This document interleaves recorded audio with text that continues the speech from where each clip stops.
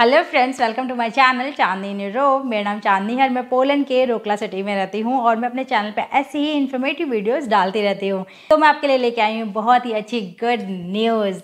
तो जो लोग पोलैंड आ रहे हैं, प्लान कर रहे हैं आने का, चाहे वो वर्क वीज़ा पे हो या फिर स्टडी वीज़ा पे हो, तो दोनों के लिए ही ये गुड न्यूज़ है। सबसे पहले जो भी मेरे चैनल पे नए हैं, प्लीज़ मेरे चैनल को सब्सक्राइब कर लीजिए और बेल आइकन को भी प्रेस कर लीजिए ताकि न्यू वीडियो का नोटिफिकेशन आपको मिलते रहे। तो रिक्वेस्ट है कि आप प्लीज़ मेरे चैनल को सब्सक्राइब कर लीजिए, क्योंकि बहुत सारे लोग ऐसे हैं जो मेरे चैनल को मतलब देखते हैं मेरे वीडियोस लेकिन सब्सक्राइब नहीं करते।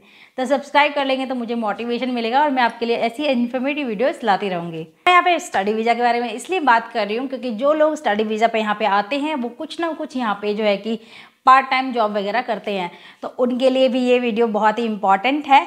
जी हाँ, यहाँ पे जो मैं बात करने वाली हूँ सैलरी के बारे में। तो पोलैंड के गवर्नमेंट ने यहाँ पे जो सैलरी है वो इंक्रीज़ कर दी है और अब जो सैलरी है वो बढ़ गई है। और कई लोग मुझसे ये भी पूछते हैं कि हम यहाँ पे आ रहे हैं और हमारी इतनी सैलरी है, उसमें से हमें इन हैंड कितना मिल जाएगा। तो ये भी मैं यहाँ पे बताऊँगी आपको कि इन हैंड आपको कितना मिल जाएगा, क्या क्या चीज़ें जो है कि आपकी सैलरी से डिडक्ट होती है। चलो बात करते हैं कि सैलरी जो है इंक्रीज़ कितने हुई है। तो लास्ट ईयर जो यहाँ पे सैलरी थी 2023 में वो थी 3600 PLN मिनिमम सैलरी जो है कि 3600 PLN थी। लेकिन अब जो है गवर्नमेंट ने उसे बढ़ा के वो कर दिया है 4242 PLN। तो अभी जो है कि सैलरी थोड़ी इंक्रीज़ हो गई है और ये सैलरी अभी 1 जनवरी से इंक्रीज़ हुई है और एक बार और इंक्रीमेंट होगा, वो होगा जुलाई में। तो जुलाई में जो इंक्रीमेंट होगा वो आपका जो है कि ये अमाउंट बढ़कर 4300 PLN हो जाएगी। तो आप ये कह सकते हैं कि यहाँ पे जो है कि 1 ईयर में 700 ज़्लॉटी जो है कि इंक्रीमेंट हो रही है। तो अभी जो हम बात कर रहे हैं वो कर रहे हैं मिनिमम सैलरी के बारे में। तो अब चलो बात कर लेते हैं कि पर आवर सैलरी यहाँ पे कितनी इंक्रीज़ हो गई है। तो पर आवर सैलरी जो लास्ट ईयर हमें मिल रही थी वो आफ्टर टैक्स 23.60 ज़्लॉटी मिल रही थी, लेकिन अभी जो है कि थोड़ा वो इंक्रीज़ हो गई है, वो 24.75 ज़्लॉटी हो गई है। और यही अमाउंट जो है कि जुलाई में थोड़ा बढ़ जाएगी और वो हो जाएगी 25.10 ज़्लॉटी। तो यहाँ पे जो लोग पार्ट टाइम वगैरह जॉब करते हैं उनके लिए थोड़ा सा अच्छा अमाउंट मिल जाएगा, उनको अच्छा अर्न यहाँ पे कर पाएंगे। तो सपोज़ अगर आप यहाँ पे 100 घंटे या फिर 150 घंटे काम करते हैं तो कुछ आप 2500 से लेके 4000 ज़्लॉटी तक भी आप यहाँ पे अर्न कर पाएंगे। तो एक इम्पॉर्टेंट बात मैं आपको यहाँ पे बताना चाहूँगी कि जो भी मिनिमम अमाउंट अभी जो गवर्नमेंट ने सेट करी है वो आपको इन हैंड नहीं मिलेगा, इसमें से भी आपको जो है कि डिडक्शन होके उसके बाद आपको मिलेगा। तो यहाँ पे कुछ टैक्सेस, इंश्योरेंस लाइक सब कुछ कटता है, उसके बाद आपको अमाउंट जो है कि आपके हाथ में मतलब इन हैंड मिलता है। तो यहाँ पे दो तरीके के टैक्स स्लैब रेट है। तो एक जो है कि 1,20,000 PLN पे जो है कि 12% है और अगर इससे ज़्यादा आपकी इनकम है तो उस पर जो है कि 32% टैक्स जो है कि आप यहाँ पे करना होता है।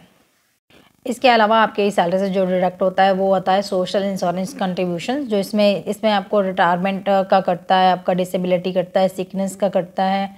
तो ये सारी चीज़ें मिला के जो है कि 13.71% होता है। इसके अलावा एक हेल्थ इंश्योरेंस कटता है आपका जो है कि 9% होता है। इसके अलावा 2% पेंशन का भी कटता है, बट वो ऑप्शनल है, इसलिए मैं यहाँ पे जो है कि मेंशन नहीं कर रही हूँ। तो एक एग्जांपल में हम ले लेते हैं कि अगर आपको यहाँ पे 5000 आप ज़्लॉटी यहाँ पे अर्न कर रहे हैं और उसमें से जो है कि आपका डिडक्शन जो होगा वो होगा, टैक्स डिडक्ट हो जाता है, इंश्योरेंस डिडक्ट हो जाता है, मेडिकल इंश्योरेंस जो होता है वो डिडक्ट होता है, और भी 1-2 कंट्रीब्यूशन होते हैं। वो डिडक्ट होने के बाद आपको अमाउंट आपके हाथ में मिलता है।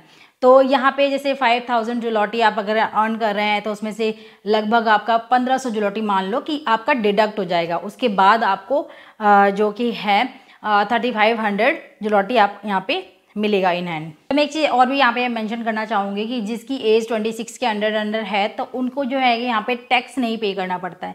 तो इसका मतलब ये नहीं है कि जितनी सैलरी उनको मिल रही है उतनी पूरी मिल जाएगी, उसमें से भी जो है कि मेडिकल इंश्योरेंस और जो 1-2 चीज़ें और भी कॉन्ट्रीब्यूशन कटता है वो सारी चीज़ें कट के मिलेगी, बस टैक्स नहीं पे करना पड़ेगा उनको यहाँ पे।